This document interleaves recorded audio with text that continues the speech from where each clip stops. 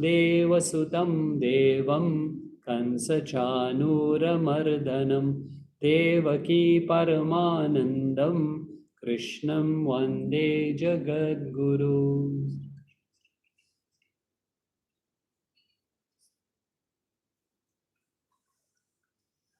Hari Om to all of you. So these 18 chapters of the Gita, if you notice, is a journey from chapter 1 to chapter 18. And what is the title of the first chapter? So long already, I forgot already. Arjuna Vishada Yoga, which means the despondency of Arjuna, meaning he fell into such a state of depression, sorrow, confusion. That is what is called Vishada. And from that state of Vishada, the lowest point where a human being can fall, step by step by step, when he surrendered to Krishna, slowly Krishna brought him out of his confusion and brought him to the highest level to chapter 18. What is the title of chapter 18? The liberation through renunciation. So from depression, confusion, chapter 1, you come to liberation through renunciation. And that is the message of the Gita. How do we arise from the depths of our sorrow, confusion, and rise up to liberation? Okay. So even other scriptures also, they support the same concept of going from confusion to liberation. Even if you look at Ramayana, it is not just a story or historical fact. It is known as a itihasa. So in our religion, there are two itihasas. One is the Ramayana and one is Mahabharata. Itihasa means that which actually happened, is a historical fact. Okay. So how does Ramayana also support the message of the Greek Gita? If you look at it, it is very allegorical. For example, who is Sita? This role of Ramayana, it is said that Sita represents our Jivatma, our individual soul. Okay? And the individual soul or Jivatma longs to be with who? Paramatma. It longs to merge with Paramatma. But just like Sita is a prisoner in Lanka, therefore you can understand what does Lanka now represent. The soul wants to be with Paramatma. Sita wants to be with Rama, but she's trapped in Lanka. Therefore, Lanka represents what? She's a prisoner in Lanka. So, the soul is the prisoner in this body. So, Lanka represents the body.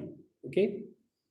And on top of that, not only is the soul trapped in this body or a prisoner of this body, what are the obstacles for the soul to reach Paramatma, for Sita to merge with Rama? So, our obstacles happens in day-to-day life. And the biggest obstacle we have is what is known as our 5 jnana indriyas, senses of knowledge, which are the eyes, the ears, the nose, the tongue, and the skin. So these are the 5 what is known as jnana indriyas, senses of knowledge, because they bring experiences from the outside world to our mind. So they are called jnana indriyas. Then we have 5 karmindriyas, organs of action, how we respond back to the world. And that is our hands, our feet, our vocal cords, organ of excretion, organ of reproduction. So these 10 actually are a barrier to us if we do not know how to discipline them. 10. So example, I'll give you just a simple example which I've given before. Now you're sitting here, you're listening to a spiritual talk. But supposing there is some nice food being offered, being cooked. Now what happens to your sense of smell? It gets pulled away in that direction. And then what happens to your mind? Is your mind here or there? It's there. Now it is thinking about the food. What time will the food be served? When will this fellow stop talking so we can, we can eat? Right? So that means the senses, if they are not disciplined, and Krishna warns us about the senses throughout the Gita. Throughout the Gita, he warns us, if you don't discipline your senses, it will be your mind that is pulled away. And when your mind and concentration is pulled away, you lose that, what we call that effort to go on the spiritual path. Okay. Now, in this case of Ramayana, who is the obstacle now? So very easy. You should know 10 senses. What represents 10 in Ramayana? Huh? Ravan with the 10 hits. That represents our 10 senses. So that is what is trapping Sita in Lanka, and that is what is trapping our soul in this body, which is preventing us from going on to the spiritual path. Okay. So now that is not enough. That what we call now, how are we going to merge? So okay, we know what are the obstacles now. The body is the obstacle, the senses are the obstacle, but how are we going to therefore merge the soul with the super soul, the Atma with the Paramatma? So, what is the message of the Gita and all the scriptures? You need a guru to enlighten you on the words of the scriptures so that your journey to Paramatma is made more simple. So, the guru is there to provide us for the direction how to merge with the Supreme Being. So again, if you look back at Ramayana, who is it that came to comfort Ma Sita that yes, God is there, Ram is there, he's coming for you? Hanuman. So Hanuman represents the Guru in our lives, who shows us the way and assures us, yes, God is there. If you follow the right procedure, God will come and be one with you and save you. So Ramayana is a very allegorical depiction of our whole journey of the Gita also. Okay, and it teaches us 4 very important lessons of Vedanta. In fact, in Ramayana is mentioned in one portion that there is a Vedantic teaching. So Vedanta, which is Bhagavad Gita, which is Upanishads, gives us 4 very important lessons. And what are the lessons? 1, what is the nature of God? We must know, because we are going to merge with that Supreme Being. We must know, first of all, what is the nature of God. And in Bhagavad Gita, this nature of God is very properly explained in chapters 7 to 12. God introduces himself in chapter 7 to 12 and tells us about his nature. Okay, so first topic is, what is the nature of God? Number 2, what is the nature of Jiva, the individual soul? And this is explained in the Gita, chapters 1 to 6. So 1 to 6 is everything about ourselves, our soul, and the journey of the soul. Third topic is, now you know about the Jiva and you know about Paramatma. So obviously the third topic is, how can the Jiva merge with the Paramatma? What is the process? What is the sadhana that the soul can merge with the Supreme Soul or the Super Soul? And the final 4th topic is that when the soul merges with the Supreme Soul, what is the result? What will be that experience? What will be that joy or happiness that you experience? So these last 2 topics, 3 and 4, how does the soul merge with the Supreme Soul? And what is the result when the Jiva merges with the Paramatma? That is explained in chapter 13 to 18. Okay, so the whole journey, the Vedantic teachings are all contained in a nutshell in these 700 verses of Bhagavad Gita. Everything is very clearly explained there. Okay. So we have to understand these 4 topics, and we have covered most of it. Now we are in the final topic. How does the Jiva or the Atma merge with the Paramatma? and what is that result which will happen when the Jivatma merges with the Paramatma. Okay, now we have come that far now. Okay, now what we have covered so far in chapter 18, and don't forget again, chapter 18 is a summary of all the past 17 chapters of the Gita. So everything is summarized in chapter 18. So, what does Krishna want to explain in chapter 18? He wants to talk about the path of Tyaga or renunciation. You remember, Arjuna asked, what is Tyaga? What is Sannyasa? So, Tyaga is nothing else but Karma Yoga, which I told you last week. Tyaga and Karma Yoga are one and the same. It's only different technical terminology is used. Okay, so don't get confused.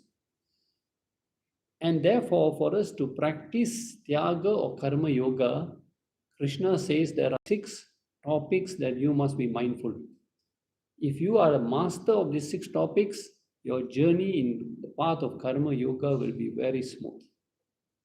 And what are the 6 topics? First topic is Jnanam. What is the right knowledge we need? To proceed on this journey, we need the right knowledge. So, Jnanam is very important. Second, Karma.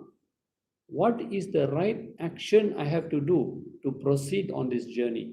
I have the knowledge, but I have to put the knowledge into action. So, Karma is the second topic. Third, Karta. What type of doer should I be? What should be my attitude on the spiritual path? The Karta. Fourth topic, Buddhi. I must have the right intellect. We will come to that topic today, Buddhi. What is the right intellect? Fifth, Dhriti. Dhriti means I must have the right perseverance. I must have the right commitment or dedication on the spiritual path. I will meet many challenges. I must not give up. So how do I be firm on the spiritual path? Okay.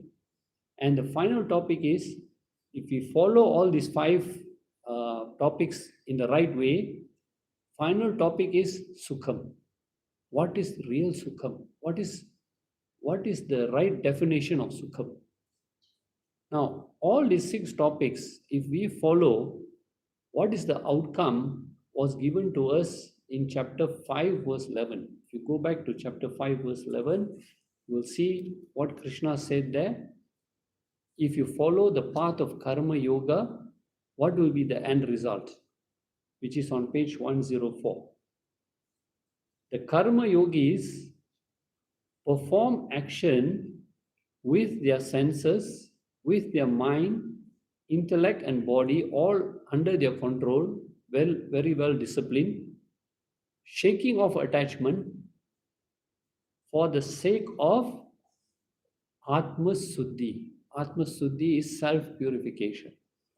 Now, the word Atma, as I told you before, does not mean only the soul. Atma does mean the soul, but Atma has got many meanings. In this context of chapter 5, verse 11, Atma means the mind. So, Atma Suddhi means purification of the mind. So, if we follow these 6 aspects in the proper manner, we will end up with purification of the mind. And purification of the mind will lead us to the next step, which is called Sannyasa or Jnana Yoga, which Krishna again will summarize in chapter 18, verse 50 to 54. He's already spoken about it. He will now summarize it in chapter 18, verses 50 to 54. Okay. Now, all these 6 topics, there are 3 variations. Sattvic variation, Rajasic variation, Tamasic variation. So, if we want to be successful on the spiritual path, all these 6 topics we have to follow the Sattvic way and avoid the Rajasic and Tamasic way. So, it's a very practical chapter. It helps us to understand, are we proceeding in on the spiritual path in the right way? Are we making any mistakes? Why we are not progressing? This will help us to analyze our spiritual journey. Okay? So we have now covered, out of the 6 topics, we have covered 3 topics. Jnanam we have covered, Karma we have covered, and Karta we have covered. Okay. So let us just briefly look through these 3 topics to understand the flow into today's verses.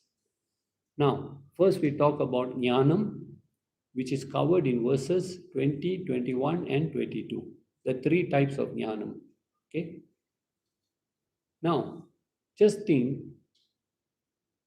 when we don't have the right knowledge, we don't have the scriptural knowledge, then what happens? When you look upon the world, your vision of this world or how you interact with this world is considered as vision of duality. What we call is Dvait in Sanskrit. Dvait means I see duality, meaning I don't see anything common between you and me, or anything about anybody in the world is common with me. I consider myself different, I consider you different, I consider that person different. I see only differences in the world. Now, when I consider myself as different from others, what happens? If I don't see any common aspect between me and the creation, either I will feel superior or I will feel inferior, right? So, when there is a notion of duality, what happens? According to the scriptures, when you see everything else different than you, there will arise feelings of jealousy, greed, anger, violence. Why? Why do these feelings arise when I see duality in the world? Why do these feelings arise? You understand what I'm trying to say? When I see everything separate, I don't see anything common between you and me or anybody.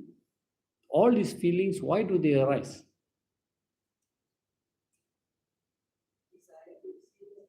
Desires?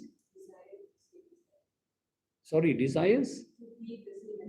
To be the same. Okay, in a way you're right, but let's take it the other way. I cannot stand to see people being better off than me. Somebody has more money than me, somebody has more success than me, somebody has a bigger house than me. I cannot stand that. So there is anger, there is frustration, there is envy, there's jealousy. And when I have all these negative qualities in me, what is the next factor that can happen? It drives me to perform wrong actions, right? So when I see duality, I get very negative feelings or emotions in me, and because of these negative emotions and feelings in me, I'm driven to perform actions which will either get punyam or papam. Now, how will you get punyam? Supposing somebody is giving some charity and he's recognized that he's giving a lot of charity, and I feel jealous why my name is not mentioned. So I also want to give more than him. Why?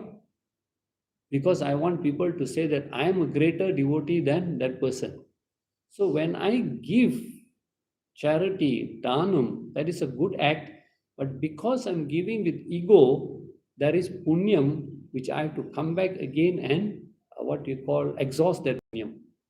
So every action which is done with ego, there is punyam and there is papam also. And because of this punyam and papam, what happens next?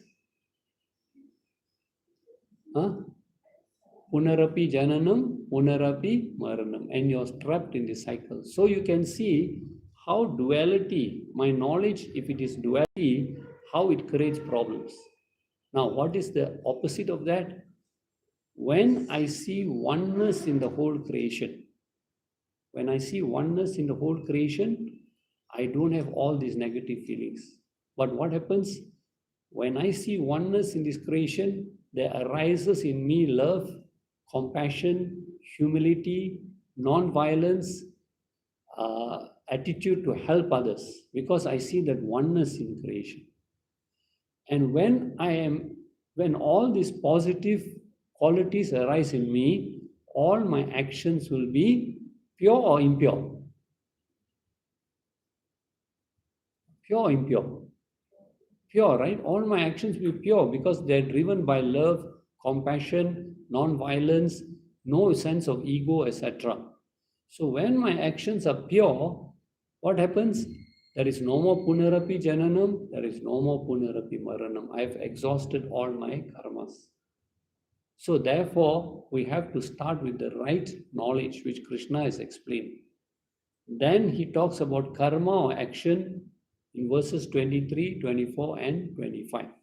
What is sattvic karma, rajasic karma, and tamasic karma? And therefore, again, we look at our actions. If they are rajasic or tamasic actions, they are driven by selfish desires with ego, and the result will be a turbulent mind, a restless mind. If we are guided by wrong knowledge, we perform wrong actions, we end up with a turbulent mind and or a restless mind.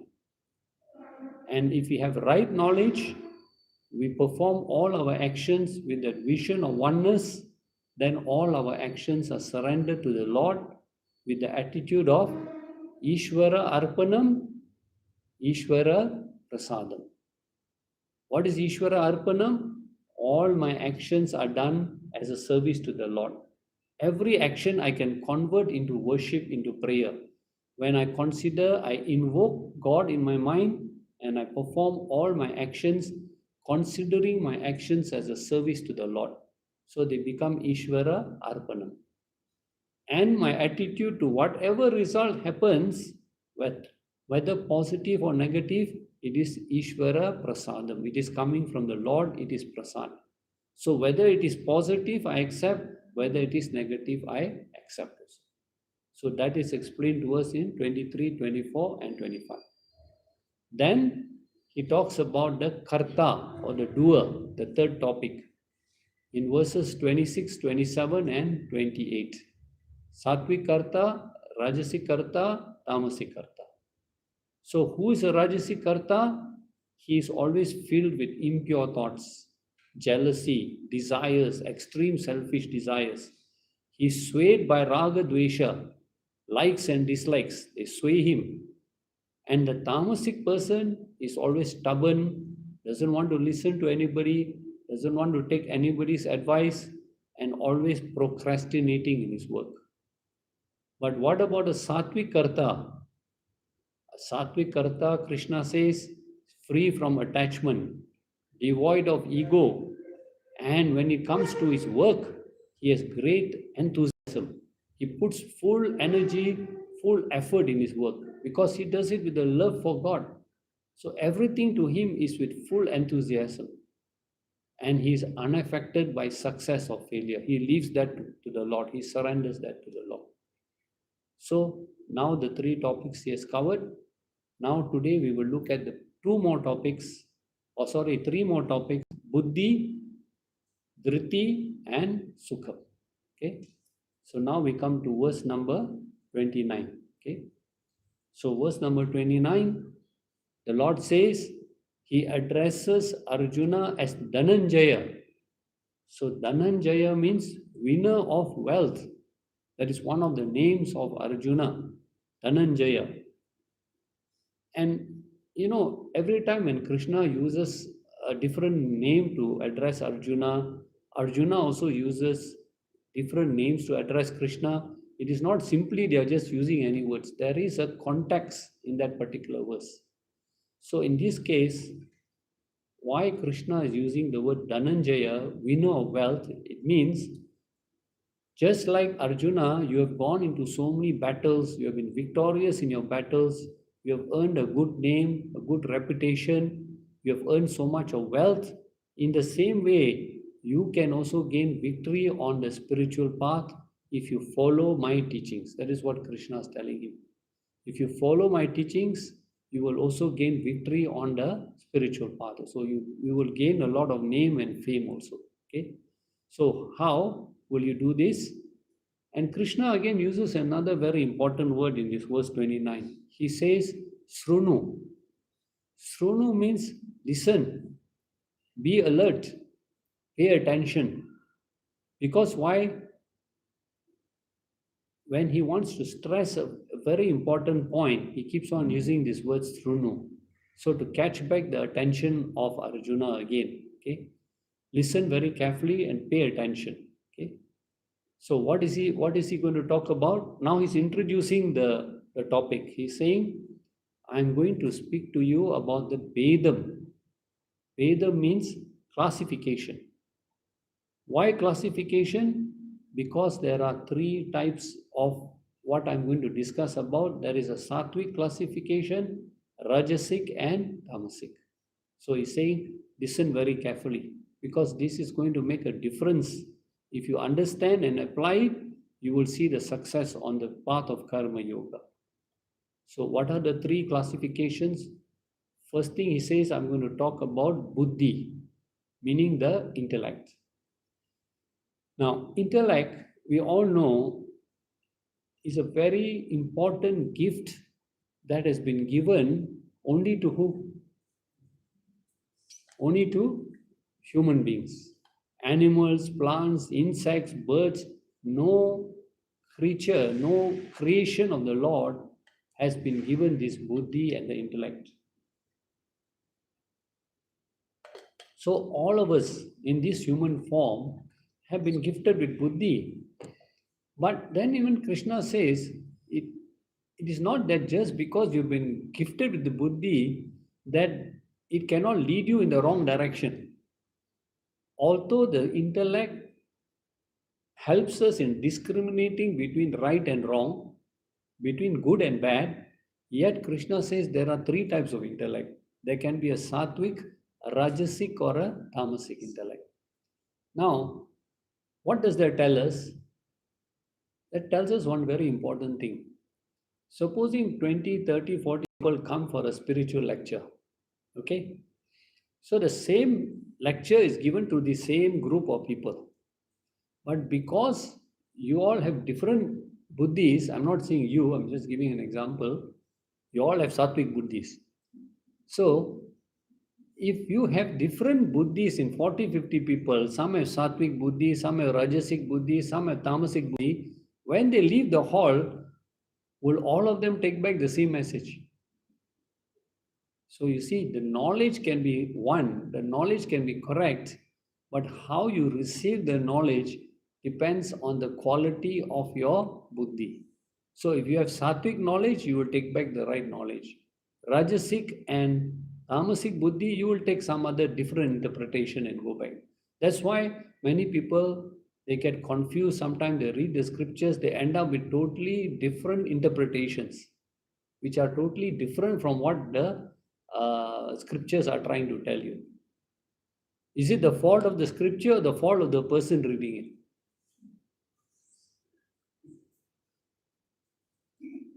So definitely is how we can interpret that, and that depends on our buddhi. So three types of buddhi also: sattvic, rajasic, tamasic. Next thing that Krishna says, which has also got three divisions, three vedams, which is dhriti or fortitude.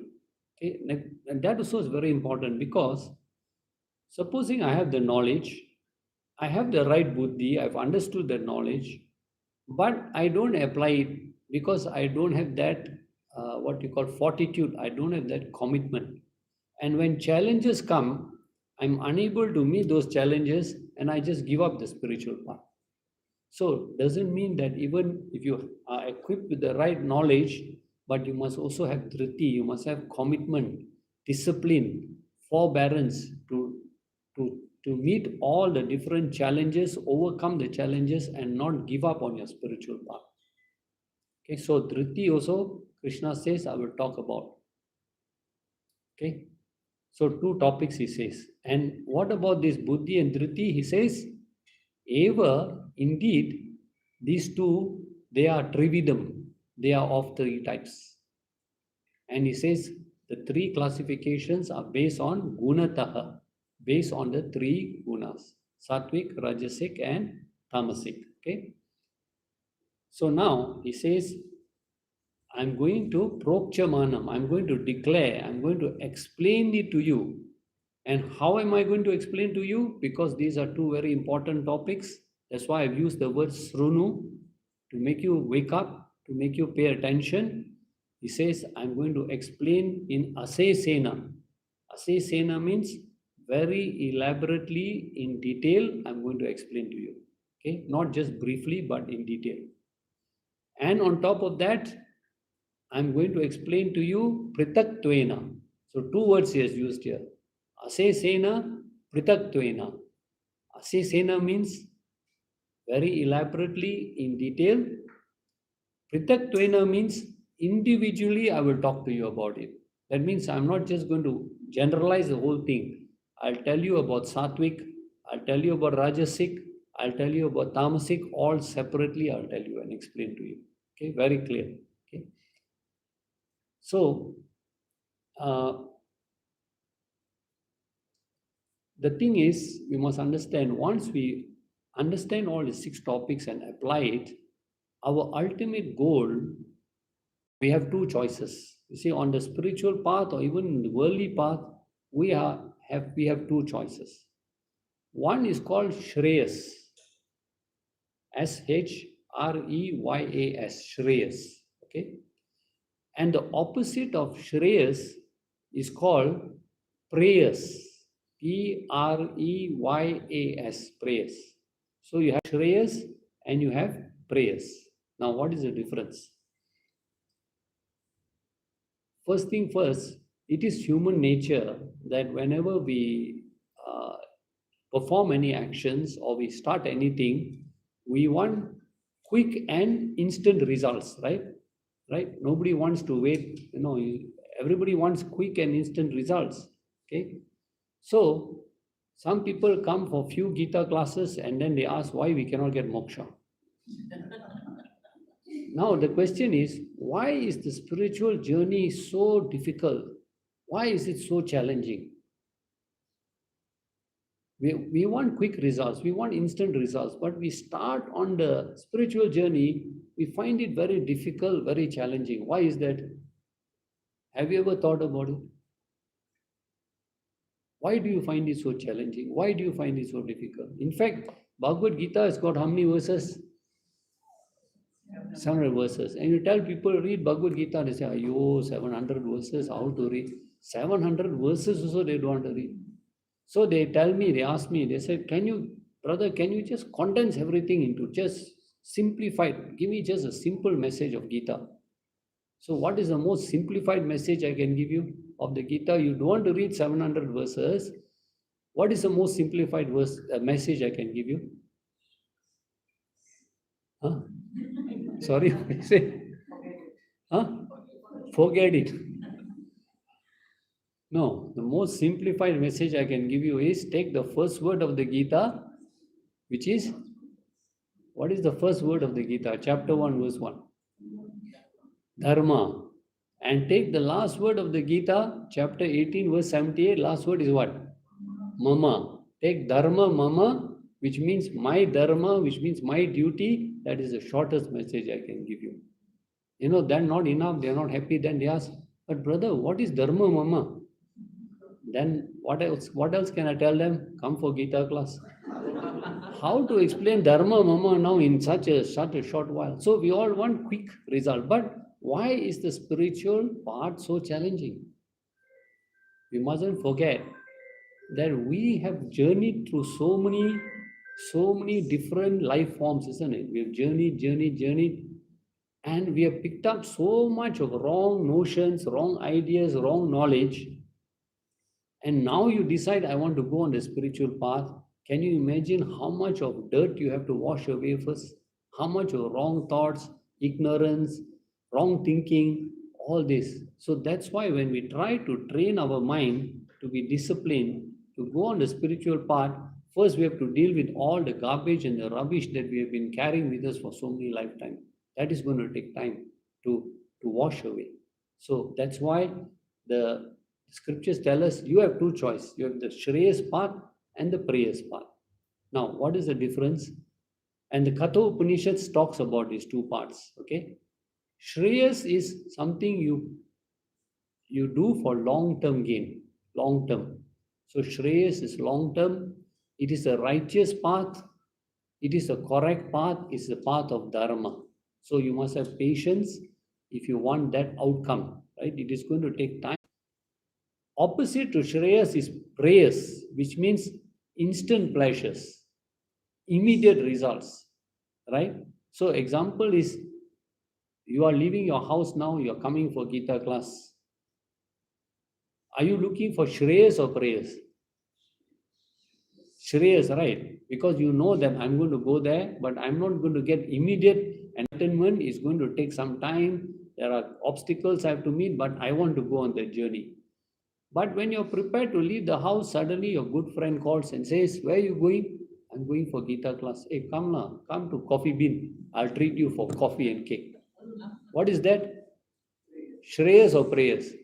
Prayers. Now you have got a challenge now.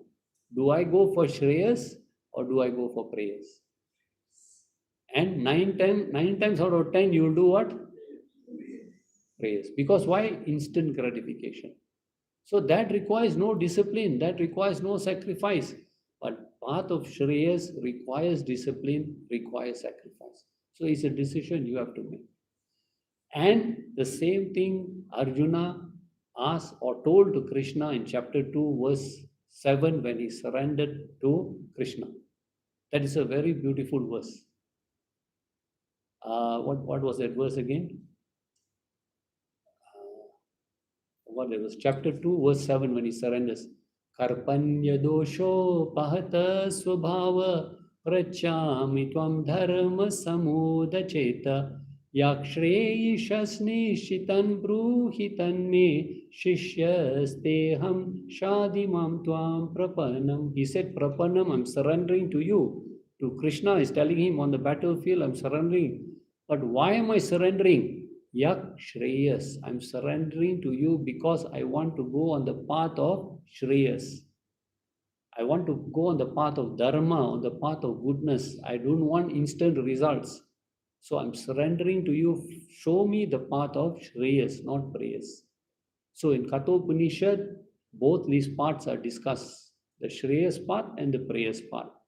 It is said that in life, we as human beings will always meet these two parts. There will always be choices for us. Do I go on Shreyas and what you call fight the obstacles? Do I what you call have discipline? I must have sacrifice to go on the path of Shreyas. Or do I want instant results? Then I go on the path of prayers. Okay. So here, what we are trying to do is go on the path of Shreyas. So now, verse 30, Krishna starts talking about the sattvic intellect. What is the sattvic buddhi? And the buddhi of a sattvic person is that he is interested only in the path of Shreyas. He is very dedicated, he is very committed. There is no confusion in this person's mind. He knows what he wants out of life. Okay. So, what does he say? What is this sattvic buddhi? He says that buddhi, yaha, by which a person veti understands. What does he understand? Pravrtim. He understands very clearly what is pravrtim. Now, what is pravrtim? It means what is the path of right action. What I should do, what are the type of action I should perform, with what attitude I should perform, and I should perform that by surrendering to the Lord. Okay. So he is very clear what are his duties, what is his goals in life, what is the action that he has to perform. It is something that has to be done. So that's why the Gita in the Bhagavad, when Arjuna wanted to run away, leave the battlefield, and not do his duty as a soldier, as a Kshatriya, and become a sannyasi, which means giving up action, Krishna stopped him from doing that. Krishna forbade him from doing that. He said, you have to go through the path of action to purify yourself. So a sattvic buddhi, one which clearly understands what is the purpose of me performing action.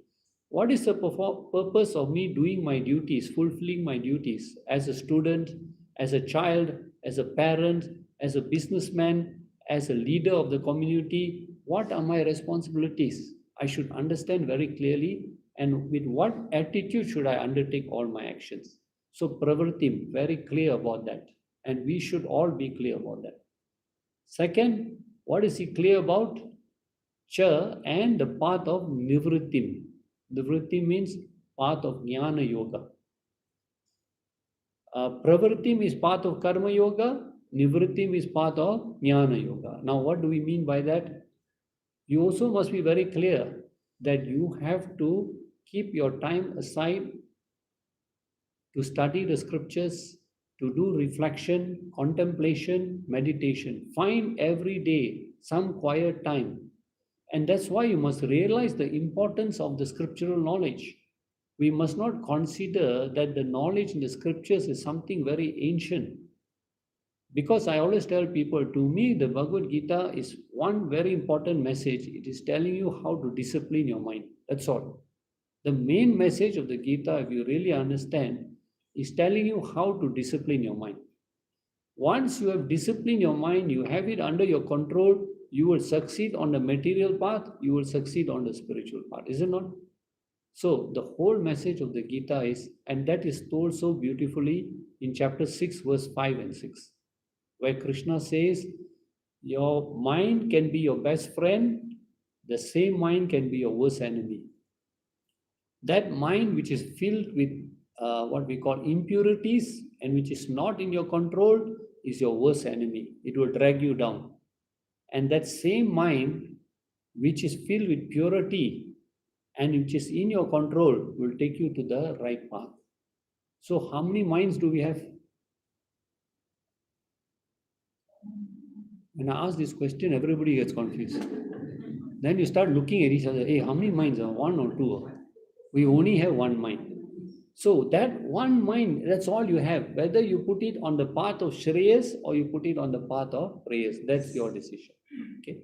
So you must know what are the actions I have to do, what are the duties, what are my responsibilities. I cannot give up those. And not only not give up, but I must do it with enthusiasm, not grudgingly, grumbling about it and all that. I have to do it. I understand the purpose of doing it because it is going to give me Chitta Shuddhi. It is going to purify my mind. So, part of Pravrittim. At the same time, I understand path of Nivrittim. I must also dedicate my time to study the scriptures, to do contemplation, meditation, reflection. I must keep time aside for that. So a sattvic buddhi is very clear about these two parts: path of action, path of renunciation. Okay. What else is the sattvic buddhi very clear, very able to differentiate? He says, what is karya? Very clear on karya. Karya means two very important things we have to know. We have to be very focused on two types of karmas. One is called niyatam karmas. Niyatam karmas means my daily duties. What are my daily duties? And our daily duties will also vary according from what we call from time to time. For example, in the home, you have different duties. When you go to office, you have different duties. Maybe you do some service or seva in a temple, you have different duties. So, niyatam karma. Second is what the scriptures call as naimitika karmas. That means on occasions, special occasions, you've got special duties. Example, when a child is born, there are certain prayers to do. When you move into a house, there are certain prayers to do. In a marriage, there are certain vows or prayers that you have to do. So on occasional duties, there are occasional actions for you to do. So karya means you must be very clear about what are those duties that you have to do. And generally, we can say this falls under the 5 Pancha Mahayajnas. There are the 5 compulsory duties that all human beings must do. Okay, I won't go through that because I've already gone through that many times. Okay, you can go back and Google it up and look at the Pancha Mahayajnas. These are the duties you must never ever give up. They are very compulsory duties. Okay, and akarya. You must know not only karya, but you must know akarya. What is akarya? Actions that you must avoid. Actions that you must be careful about. You must stay away from those actions, deadly actions, those which are performed because of selfish desires, wrongful actions that take you in the wrong path. So a Sattvic Buddhi is very clear. It knows what I should do, it knows what I should not do. Bad company I should not mix with. Places where I should go, where I should not go, I should be very clear about this. Okay. And what else I should be very clear about? Bhaya. Bhaya means fear. What is it that you should be fearful about? So one is bhaya, one is abhaya, which is fearlessness. Okay. So what should I be fearful about? What is the greatest thing you should fear?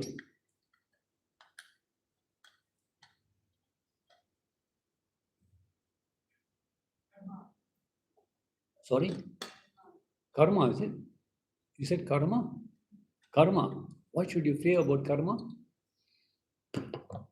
When you say karma, you're talking about wrong action or right actions? Wrong action. Okay, yeah, you can look at it that way. You should be always fearful about doing something wrong, true. But the biggest thing that you should be always watchful about is your ego.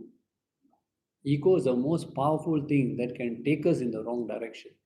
So, what you should be fearful about is your ego. Wrong desires, selfish desires, we always be very fearful and be on guard about this also. And also your attachments. Attachments again due to ego. Everything comes back to ego. Okay. And what should you be abhaya? What should you be fearlessness about? You should be fearlessness about going on the spiritual path, meeting all those challenges, overcoming all those difficulties. You must have that fearlessness attitude also. Okay. And here that's why we must not ever compare our lives with other people who are doing something, supposing they are doing something wrong, but they seem to be prospering, they seem to be very happy, they seem to be very successful. We cannot go and compare our lives with that.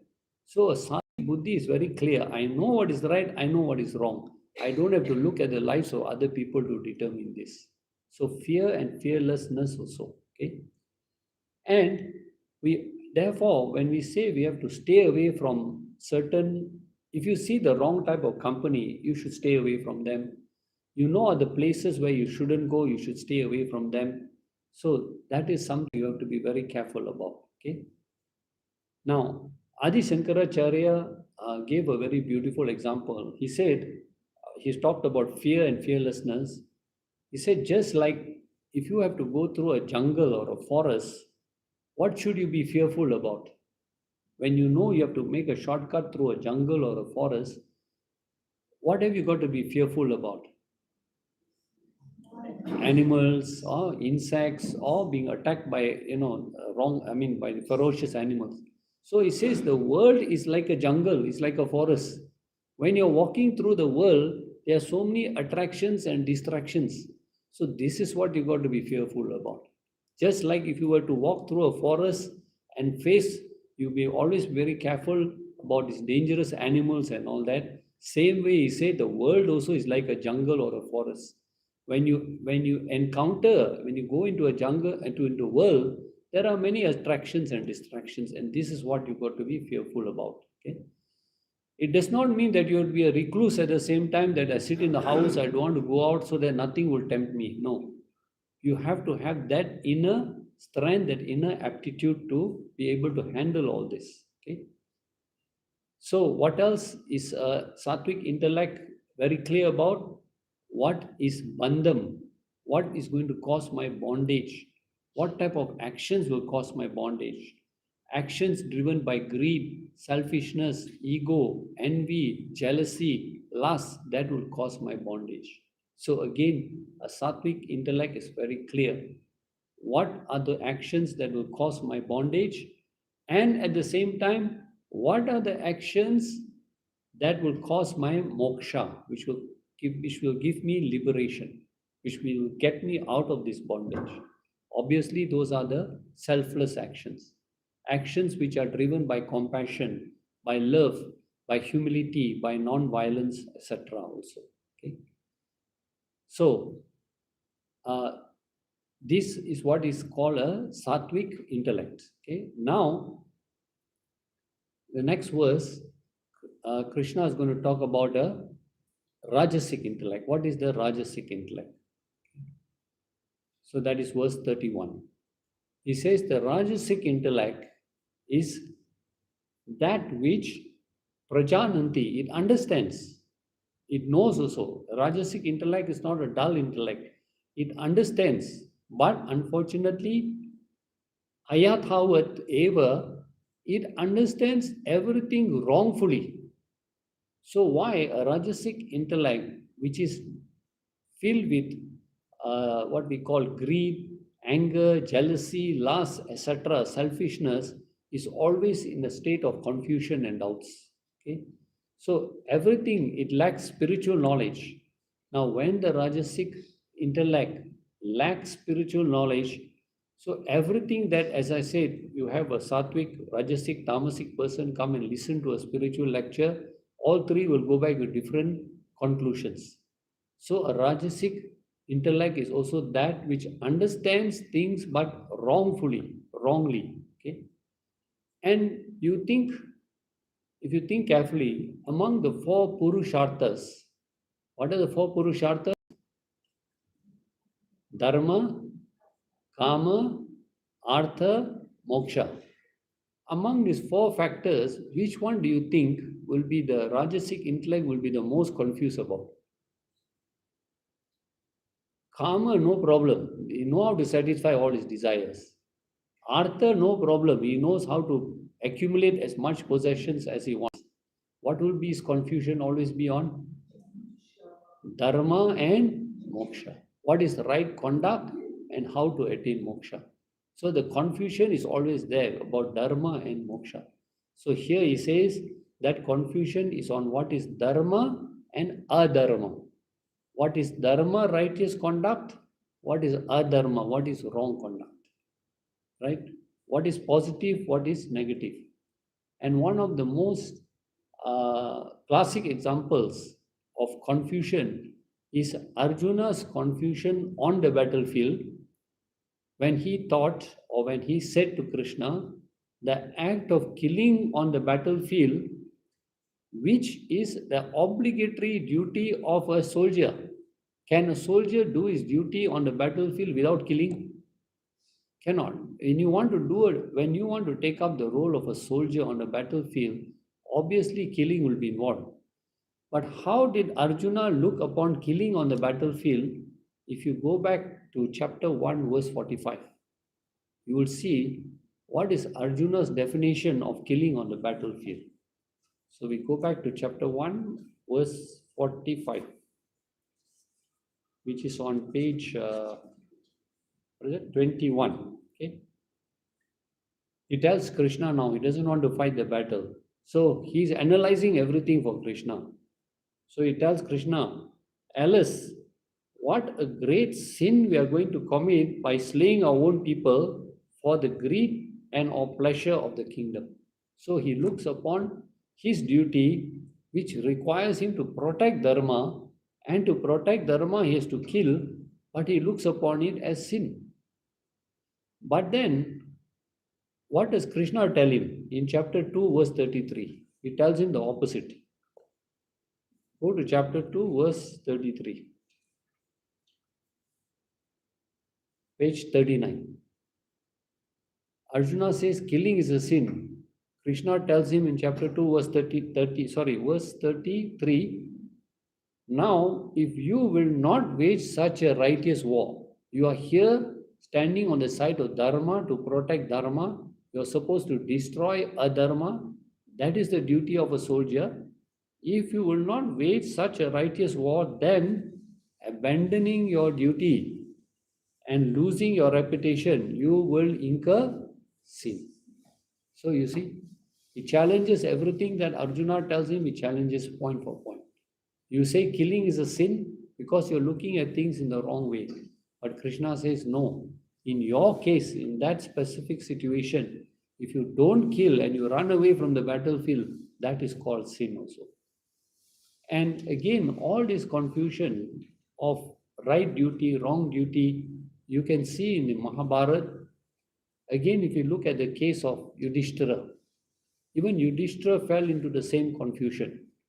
What happened? when the whole Mahabharat battle was over, when it was over, millions of people died after the 18-day war. And the whole all these bodies had to be cremated. So they did the cremation rites, and then the Pandavas went back to the kingdom of Hastinapura, and they installed Yudhishthira as the rightful king. But when Yudhishthira was installed as the king, he was very distraught. He could not take the idea that so many millions of people had died, his own relatives, his friends, his gurus, his beloved people who had died. And including, he was very distressed when he found out that Karna, who was his actual real brother, also had died. So he could not accept it. And just like Arjuna, who wanted to run away from the battlefield, Yudhishthira wanted to give up his crown, wanted to give up the throne and go and take sannyas. He also was distraught. So they had to take him to see Bhishma Pita, who still did not die. He was shot by Arjuna, he was shot with arrows by Arjuna on the 10th day of the battle, and Bhishma Pita fell on the bed of arrows, but he lived till the 18th day of the war because he did not want to give up his body at that time. So they took Yudhishthira back to get advice from Bhishma Pita on how is the right way to run the kingdom. And it is Bhishma Pita who got Yudhishthira out of his confusion. He gave him all the right instructions, and with that knowledge, then Yudhishthira went back and started running the kingdom. So confusion can happen at any time to any place, especially when can confusion happen to our intellect?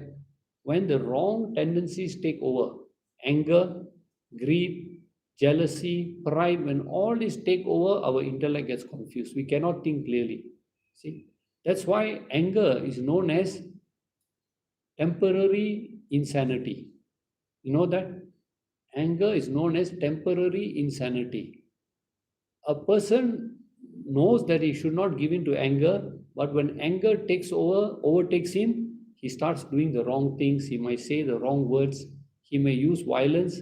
And later, when the anger subsides, then the person realizes that I should not have done that.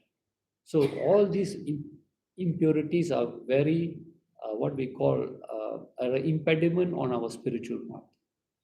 So, first, number one, a Rajasic person is not able to distinguish between what is Dharma, what is Adharma. What is the next one? What is Karyam and Akaryam? What is should be done, what should not be done? What is right action, what is wrong action? So, a Rajasic person is totally confused about these things.